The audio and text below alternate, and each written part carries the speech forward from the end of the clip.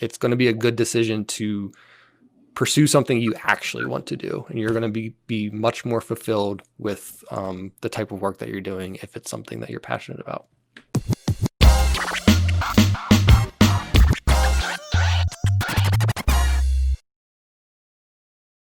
Welcome to the Work Awesome Podcast. This is episode 19. Today I have Megan and Sarah with me, and we are talking about finding your passion. I actually forgot to update that in my little page, so I'm glad I remembered. This episode, we're talking about passion. It's the fuel for the fire. Our passion ignites our creativity and drives us to be the best that we can be. If your job isn't igniting your passion, it might be time to look elsewhere. In this episode, we're discussing how we unleash our passion in the work that we do and how you can too. Before I go any further, I do want to say, if you're watching on YouTube, please subscribe. If you're listening on Spotify, Apple Podcast, or Google Podcast, also hit the follow button so that you are notified when new episodes go live every Tuesday morning.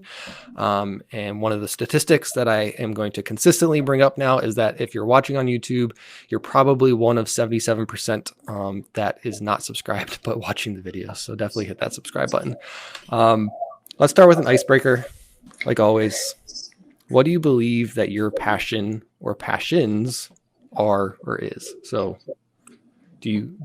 first of all, let's not start with an icebreaker. Let's start with this question. Do you think you can have more than one passion and that you can pursue more than one passion in the work that you do? I definitely think you can have more than one passion. But recently I've actually been doing a lot of research myself about how to be successful in things that you want to do. And a lot of like the Steve Jobs of the world and people like that, they will say that the most successful people took one thing that they genuinely wanted to grow, and they had to focus on that one thing. And then, once they made it and that thing was stable and they were able to be successful with that, then you can kind of branch off of other things. So I think, yes, you can have other passions and you probably can be successful at both, but I think you have to be willing to kind of give 100% of your energy and your time and everything to one thing, and then eventually go off to your another passion. Yeah. Personally, I have to agree. I think personally, I do have more than one passion, but I find that, like Megan said, I have to focus on one thing, which for me is graphic design, but I'm also very passionate about photography. But I haven't been focusing on photography because my job is more in graphic design. And I definitely think I'm furthering my education in that at the moment. And I don't think I would be able to further my education in both at the same time. Right. Yeah. So I think it comes down to like this. So the consensus is, yes, you can have more than one passion. I think it comes down to deciding what our career is going to be and what passions we follow with our career, and then deciding what passions we follow maybe as like a hobby. So like photography would be like a hobby for you. For me, my career is this stuff, video and tech stuff. I love using the word stuff because it's so arbitrary. But I also really enjoy cooking and making food. So on the side, I work at a restaurant, and then I also enjoy like video games. So I play video games. I have a lot of things I enjoy. But there's a clear understanding that like those are my hobbies, whereas like my passions or my career is led by a specific passion. Okay, so now let's go back to that icebreaker question. What do you believe your passions are? I kind of just talked about mine. So if someone else wants to go, you can jump in. I kind of talked about mine too, so let's go with Megan.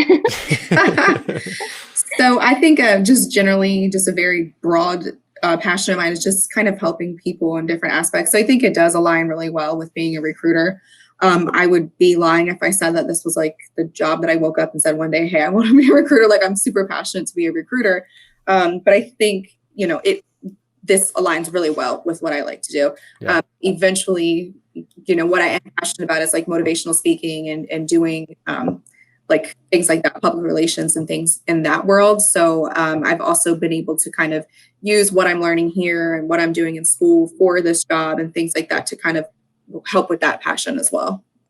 Yeah, and I think you talked about this in previous episodes where like you enjoy helping other people. And I think that what you just mentioned, the motivational speaker part kind of aligns directly with that, where you're going to be hopefully someday helping people by Yes. speaking and really motivating them. As you were talking, I was like, wait a minute, let me explain the stuff part of my answer a little bit more. So I guess for me, it's like, it's building things. So it's building this podcast to turn into something that hopefully helps grow the company that we work for. It's building literally anything. I have like 20 Google accounts because I have like 20 different ideas going at any time, and I'm like, all right, let's make an email for this and an email for this and an email for this, see what sticks. Most of the time they don't stick, but that's just part of my process. So it's, for me, it's like building things from the ground up and then seeing hopefully success out of those things that I'm building. That's a good passion. Just to tack on to what Megan said about like her overarching passion is helping people. I think like for me, it's probably my overarching is being creative, which there are so many things that can fall under there. Yep. Like I love to cook. Am I going to be a chef? No, because I don't think that's possible. But and then I can turn my job into something that's also creative. So I can be creative in my job. I can be creative at home. So I think like just having that overarching passion is definitely something that everyone has. Yeah. And so this episode, like I already mentioned, is all about like how you can go about finding your passion, how we found our passion, and how you can take that passion, no matter what it is. It might be maybe you do want to be a chef, and turning that into your career. So let's talk about why you think finding, or why like knowing your passion is valuable in your career. I think it's just always a good starting point. And it's interesting because the way I think about it, and maybe you guys think about it different, is that you can go to college for basically anything, but once you're done with college, that doesn't mean you have to work in the field that you studied. So like, I know people that studied math and they kind of connect, but now they're like software engineers. So yes, there's some like similarities in the subjects, but they found that while they were studying math, they kind of really like doing software stuff instead. What do you guys think? Passion? So yeah. You can go ahead, Megan. Oh. So I agree. I think for me, I went to school, I guess, kind of in what I do, but I really was interested at the time in public relations, more the writing side of marketing communications. And my first job out of college, I did do that. And then they gave me like a little bit of graphics that I had to do for some things. And I just realized like, I'm so good at this. This is like what I actually like to do. And then I ended up getting a job at Avian doing all of that. So yeah, I think for me, like you don't have to go to college and get a degree in what you ultimately want to do. I think you can get a degree in anything. And if you decide later, well, my passion actually doesn't lie there, then you can pursue that later in life. Yeah. And I think, Sarah, to kind of go along with what you said, like, I think sometimes you have these, like, you grow up and you're supposed to, like, you have a nurse and a doctor and all these things that people are like, these are the norms.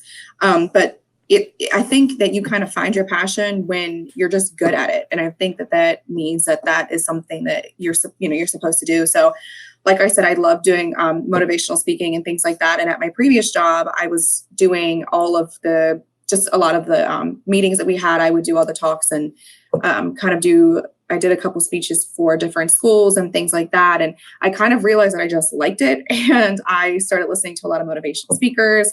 And I was like, wow, people could make a career out of this. And it seems so like something you wouldn't think about, but it's something that I liked, and I just kept getting better at it. It's something that I enjoy doing. So then you guys know, like, I started a YouTube channel because I was like, this is really what I want to do. And it's helped me grow. And so for me, I'm like, you obviously can't go to school to be a motivational speaker, but I'm in school now for communications. And so I'm learning a lot that has to do, it ties in with this job, and it's helped me so much with being a recruiter and, working for Evian, but it also has just taught me so much in a different world and things that I'm actually passionate about. So I think, and obviously more than anything, you want to be happy with what you're doing. So if you're not passionate about what you're doing, you're really only working a 9 to 5. Like you can be miserable and you may not do your job the best. So you want to be passionate about what you're doing and where you're going in life. So I do think that that's the value in it. Yeah, definitely. I, as we're talking, I'm thinking of the story when my brother was born. He was born in 2013. Very younger brother. I wasn't going to say it, but right. Yeah.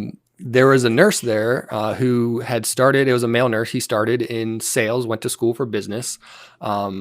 And as my mom was talking to him, he's like, doing sales just kind of made me feel empty. He's like, I wasn't getting anything out of it. He's like, so I went back to school, I became a nurse. And it turns out like his passion was to help people and specifically help children. So much like you want to help people as a motivational speaker, his helping people is like actually physically helping them, making sure that they're getting the care that they need. So again, maybe you go to college twice. I mean, like if you go to college one time and get that kind of base degree out of the way, and then you go into a field and you're like, you know what, this really just isn't for me. Yeah, it is a lot of time that you might feel like you wasted, but at the same time, it's going to be a good decision to pursue something you actually want to do, and you're going to be much more fulfilled with the type of work that you're doing if it's something that you're passionate about.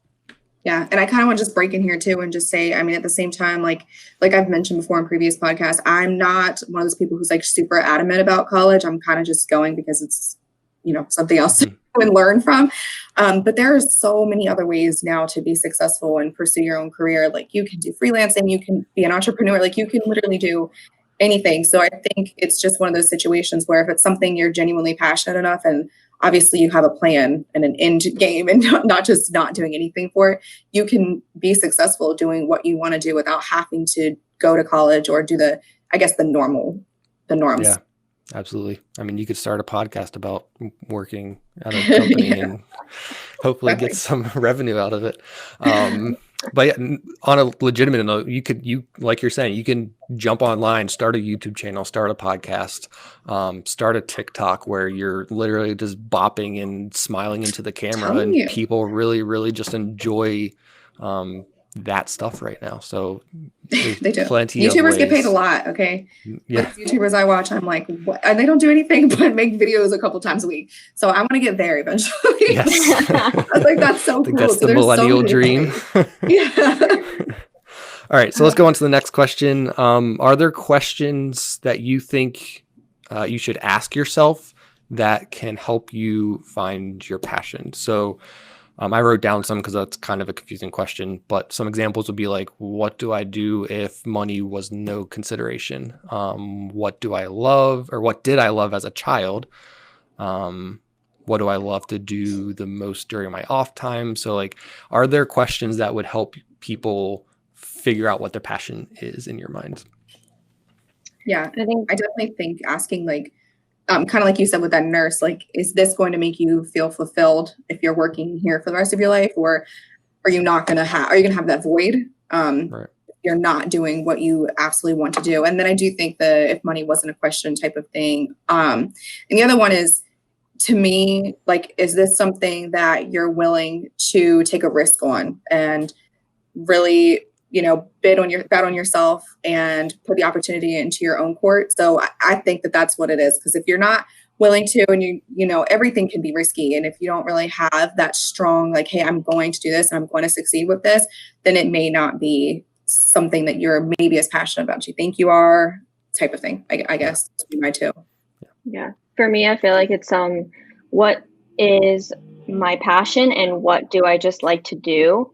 And what does that mean? So is like Megan said, okay, so she likes motivational speaking, but really in her core, she likes to help people. So how can she then turn helping people into making money?